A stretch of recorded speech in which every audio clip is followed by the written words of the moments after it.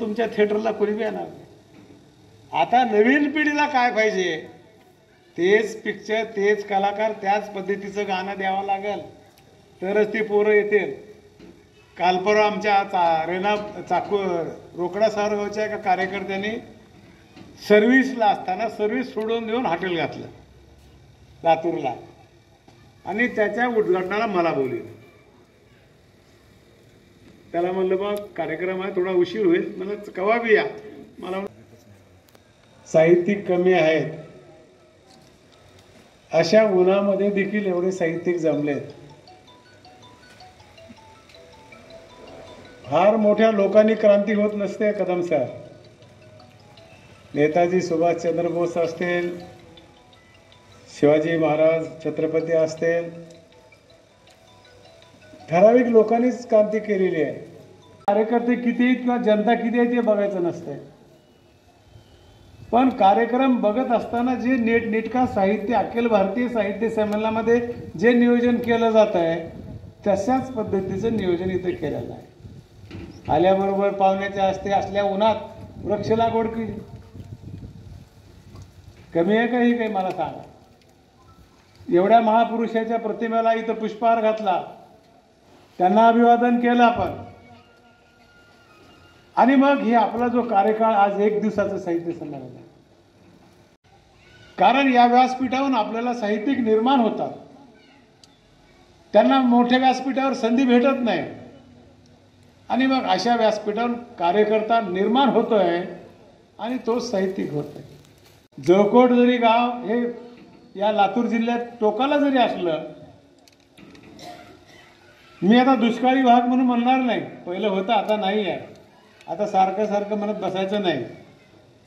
काही कामं झालेत, अजूनही काही कामं होणार आहेत, प्रगती झाली आपली, परंतु इथं वैचारिक प्रगती मात्र चांगली झालेली आहे. साहित्यामध्ये काय ताकद आहे म्हणून सावकार इथं आले. झालं ना आपल्या साहित्यिक संमेलनाचं जे सफल होते, सफल झालं ना आपलं सिंदखेडकर साहेब. आणि विलासराव देशमुख ही त्या कार्यक्रमाला उद्घाटक म्हणून होते. बाबा कदम आले होते त्या दिवशी. त्या ठिकाणी त्यांनी काही बोलत असताना पक्षाच्या लोकांना गोष्टी लागल्या. साहित्यिक आहेत, त्यांना जे बोलायचे समाजामध्ये दिसलेलं ते बोलतच राहतात. आपण काय घ्यायचं आणि काय सोडायचं सोडून द्यायचं असतं ना नेत्यांनी. पेपरला आलेली बातमी सगळी जर आपण लावून घेतलो तर डोसकं पागल होऊन जाईल, हँग होऊन जाईल.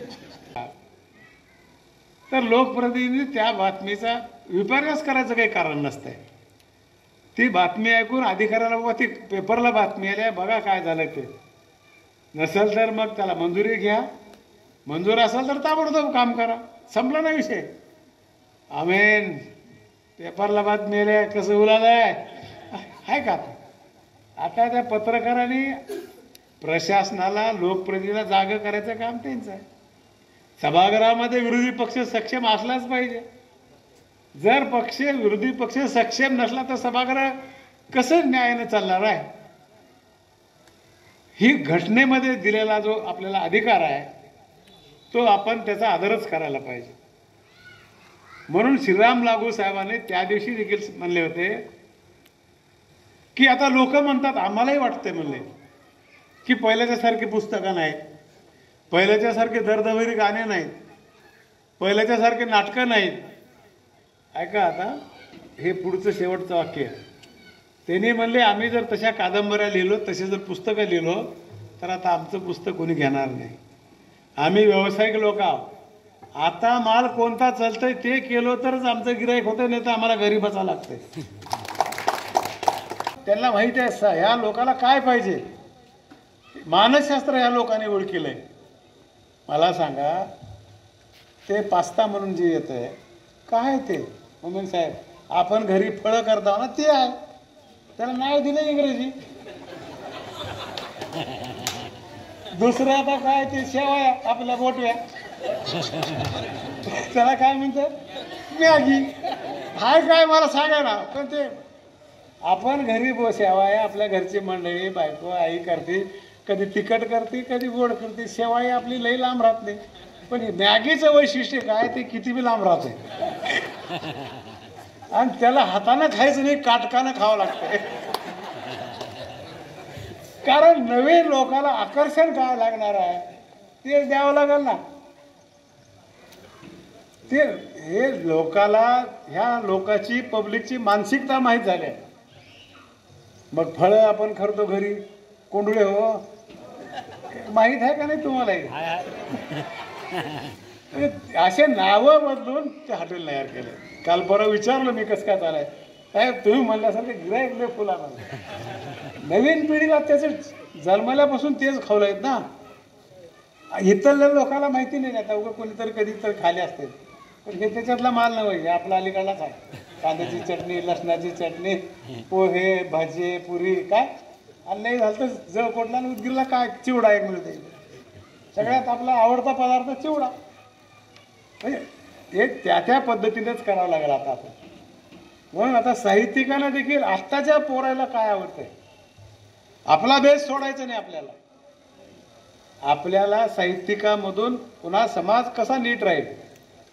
बाबासाहेब आंबेडकरांनी आपल्याला घटना कशासाठी दिली? भांडण्यासाठी दिली का?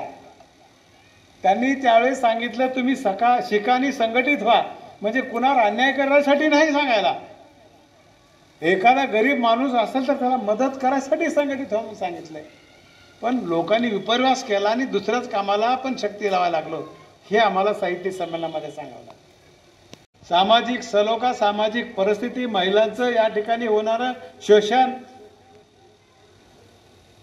ह्या सगळ्या गोष्टी आम्हाला साहित्याच्या माध्यमातून समाजाच्या समोर, प्रशासनाच्या समोर मांडावं लागेल आम्हाला. आता आपण मोबाईलवर बोलले की टाईप फुल आलंय. आता इथून आपल्याला फक्त त्याच्याकडे डोळ्याने विचार करून असं चालायचं की टाईप होणार आहे. हे तंत्रज्ञान येणार आहे. पण साहित्यिक कधी निर्माण होऊ शकतंय? साहित्यिकानं वाचलं तरच. साहित्य किंवा वक्ता निर्माण होण्यासाठी तुम्हाला ऐकावं लागेल दुसऱ्याचं जास्त. त्याच्याशिवाय होत नाही आणि वाचल्याशिवाय डोक्यात येत नाही, डोक्यात आल्याशिवाय ओठात येत नाही. उगा कुठेतरी भाड्यानं माणूस आणल्यानं होत नाही. याच्यासाठी त्यांना बैठक घ्यावं लागेल, त्याला चिंतन करावं लागेल आणि त्याच्यासाठी परिश्रम करावा लागेल. व्होकॅब्युलरी म्हणजे काय एका दिवसात येते का? आता काही लोक राजकारणामध्ये नवीन आलेले असतात, म्हणते ते आम्हाला एकदम आता कोणतं पुस्तक वाचा सांगून पुस्तक वाचायला जमत नाही. वाचत गेलं की कळतंय. परफेक्शन चांगलं दाखवायचं असेल, स्किल दाखवायचं असेल तर जे काही भाषा तुमची आहे, मराठी असेल, हिंदी असेल, इंग्रजी असेल, जपान असेल, त्याच्यासाठी तुम्हाला प्रयत्नच करावा लागेल.